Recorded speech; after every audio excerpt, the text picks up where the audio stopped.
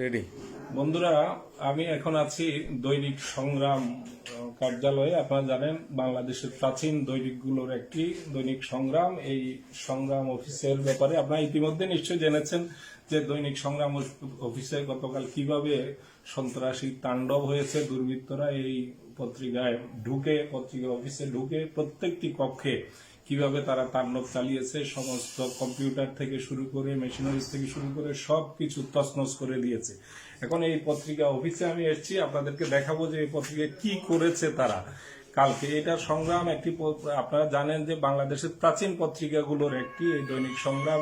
যখন সমস্ত কর্মীরা এখানে কর্মব্যস্ত ছিল, পিক আওয়ার, আমরা যেটা সংবাদপত্রের জন্য যেটা পিক আওয়ার বলি, সেই পিক আওয়ারে যখন সব কর্মীরা কর্মব্যস্ত ছিল, তখনই তারা প্রথমে ঘণ্টাখানেক এই পত্রিকা অফিসটি অবরুদ্ধ করে রাখে এবং তারপরে পত্রিকা অফিসে অতর্কিতে ঢুকে একের পর এক বিভিন্ন কক্ষে, বার্তা কক্ষে, সম্পাদকের কক্ষে, কম্পিউটার কক্ষে, রিডিং কক্ষে, এইসব কক্ষে ঢুকে তারা একের পর এক তারা সন্ত্রাসী তাণ্ডব চালিয়েছে।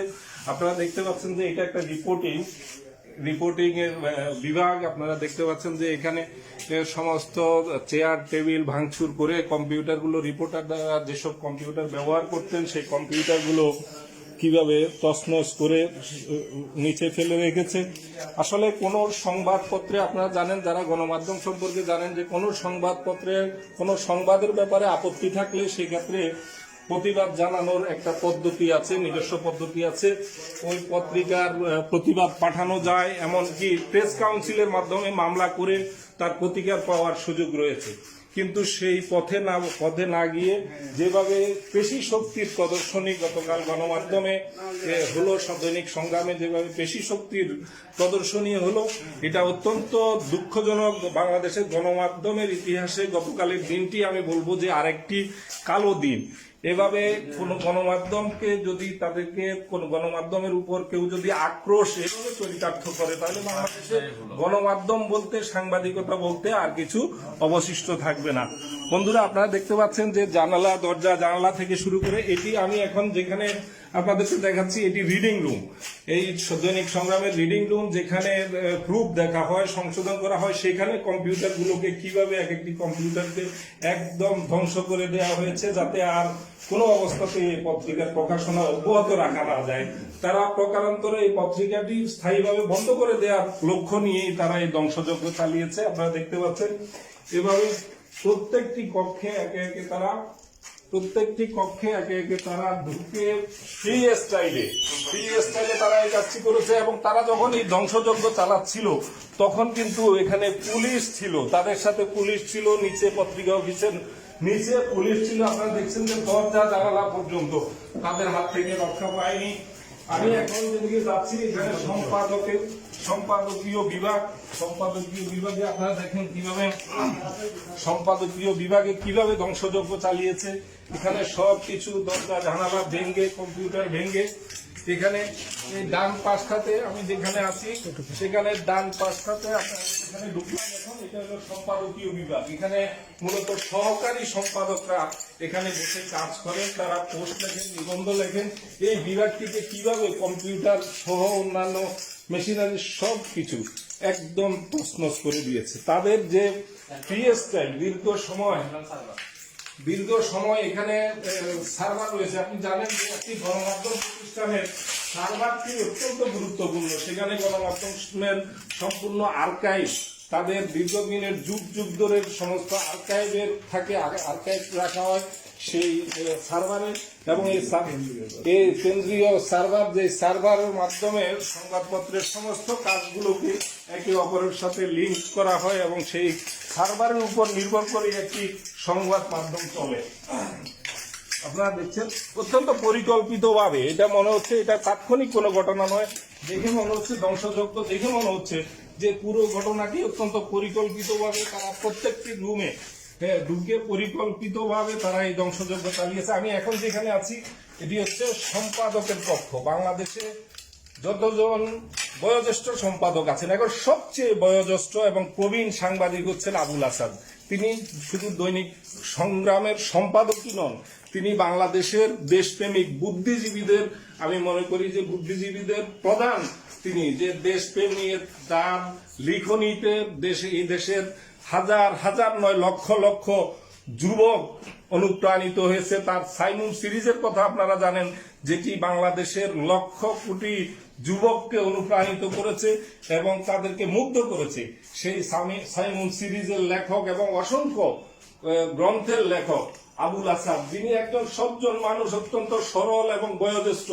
তার বয়স কত চলছে এখন, আমার মনে হয় প্রায় 79 বছর বয়সী একজন সম্পাদককে এখানে ঢুকে তারা যে গুন্ডারা যে গুন্ডামি করেছে, তারা তার গায়ে হাত দিয়েছে, তাকে টেনে হিস্ট্রে এখান থেকে বের করে নিয়ে গিয়ে তারা নিচে পর্যন্ত নিয়ে যায়। সেখানে তার বল প্রয়োগ করে, শক্তি প্রয়োগ করে তাকে তথাকথিত তাদের যে ক্ষুব্ধ প্রতিক্রিয়া ব্যক্ত করানোর জন্য, তারা ক্ষমা চাওয়ানোর জন্য এই বয়োজ্যেষ্ঠ সম্পাদকের উপর পিড়াপিড়ি করতে থাকে, এমনকি তাকে লাঞ্ছিত করে নানানভাবে। কিভাবে তারা তারকে টেনে হিস্টে সিঁড়ি দিয়ে নিয়ে গেছে সেটা আপনারা দেখেছেন। বন্ধুরা, এই ঘটনা আমি মনে করি বাংলাদেশের গণমাধ্যমের ইতিহাসে আরেকটি কালো অধ্যায় হয়ে থাকবে।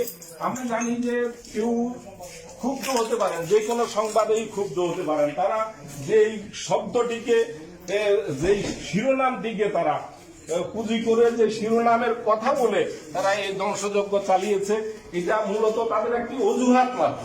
বাংলাদেশের গণমাধ্যম আপনারা জানেন, ইতিপূর্বে দৈনিক আমার দেশ বন্ধ করার সময় কিভাবে তাণ্ডব চালানো হয়েছে, কিভাবে ফ্যাসিবাদী সরকার কিভাবে দিগন্ত টিভি বন্ধ করে দিয়েছে, এগুলো তাদের অজুহাত মাত্র। তাদের কি শিরোনামে কি শব্দ প্রয়োগ হয়েছে সেটার যদি তাদের আপত্তি থাকে, তারা নিয়মতান্ত্রিক ভাবে একটা প্রতিবাদ পত্র দিতে পারত। তারা এটার জন্য এমনকি প্রেস কাউন্সিলে মামলা করার সুযোগ ছিল, আদালতে মামলা করার সুযোগ ছিল। সেই পথে না গিয়ে পেশি শক্তির যে মহড়া গতকাল আমরা দেখেছি, এই জাতি দেখেছে, এটা বাংলাদেশের গণমাধ্যমের ইতিহাসে একটি কলঙ্কিত দিন, একটি কলঙ্কিত অধ্যায়। আমরা দেখি এই অফিসটি হচ্ছেন এই সাংবাদিক নেতা এবং দৈনিক সংগ্রামের চিফ রিপোর্টার রুহুল আমিন গাজীর অফিস। তিনি যেখানে বসেন সেখানে দেখেন কি অবস্থা, তার কম্পিউটার সহ সবকিছু তছনছ করে দিয়েছে। তাদের লক্ষ্য ছিল এই গণমাধ্যমটি একে একে তারা এর আগে যেসব গণমাধ্যম বন্ধ করেছে তার ধারাবাহিকতায় তারা আরেকটি গণমাধ্যমের কণ্ঠরোধ করে আরেকটি গণমাধ্যম, দেশপ্রেমিক গণমাধ্যম বন্ধ করে দেয়াই তাদের লক্ষ্য ছিল। সেটা পুরো ঘটনায় আমরা যদি দেখি, আমরা পুরো ঘটনা তাদের যে চরিত্র, ঘটনার যে চরিত্র এবং তারা যেভাবে ফ্রি স্টাইলে এই হামলা চালিয়েছে, তাতে বোঝা যায় তারা চেয়েছে যে এই পত্রিকাটি আর প্রকাশিত না হতে পারে। তারপরও আপনাদের জন্য সুখবর হচ্ছে, এই পত্রিকার অদম্য কর্মীরা এই বৈরী অবস্থার মধ্যেও তারা গত রাতেই বিকল্প ব্যবস্থায় একটি পত্রিকা পাঠকদের হাতে তুলে দিতে চেয়েছে এবং সেটা অনেকখানি তারা সফল হয়েছে। ছোট্ট কলেবরে হলেও আমি দেখতে পাচ্ছি যে তারা দৈনিক সংগ্রাম প্রকাশ করেছে।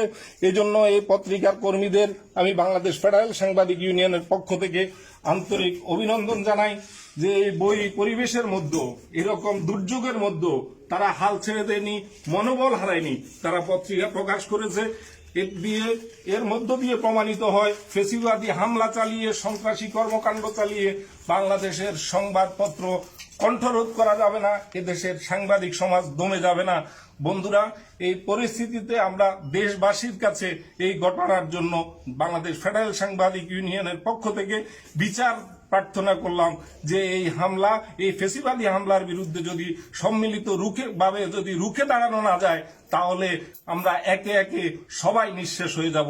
এই বিষয়টি সবাইকে খেয়াল রাখতে হবে। ধন্যবাদ।